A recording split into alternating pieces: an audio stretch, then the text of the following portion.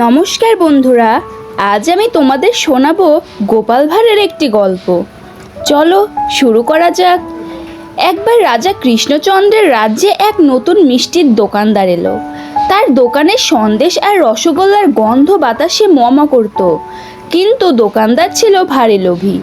সে ঠিক করলো যারা তার মিষ্টি কিনবে না কিন্তু দোকানের সামনে দাঁড়িয়ে গন্ধ নেবে, তাদের থেকেও সে পয়সা আদায় করবে। একদিন গোপাল ভাঁড় তার দোকানের সামনে দিয়ে যাচ্ছিলেন।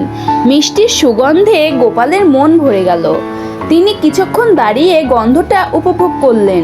এটি দেখে লোভী দোকানদার তেড়ে এসে বলল, এই মশাই, খামোখা দাঁড়িয়ে মিষ্টির গন্ধ নিচ্ছেন যে, এর দাম কে দেবে? গোপাল তো অবাক। গোপাল বললেন, গন্ধের আবার দাম হয় নাকি? দোকানদার বললেন, আলবৎ হয়। আমার মিষ্টির গন্ধ আমার পয়সা, দাম না দিলে কিছুতেই ছাড়ব। আশেপাশের লোক জড়ো হয়ে গেল। সবাই দোকানদারের কাণ্ড দেখে অবাক।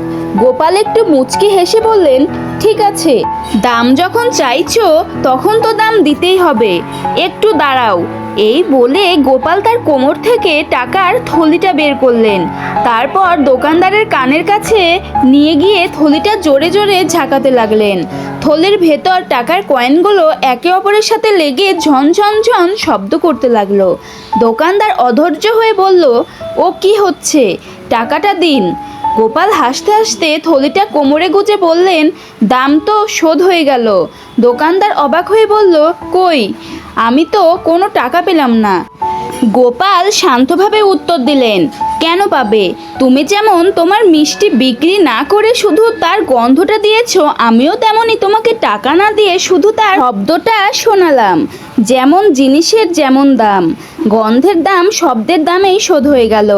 গোপালের এই বুদ্ধির দীপ্ত উত্তর শুনে উপস্থিত সবাই হো হো করে হেসে উঠল। লোভী দোকানদার লজ্জায় লাল হয়ে গেল এবং আর কোনোদিন কারো কাছে গন্ধের দাম চায়নি।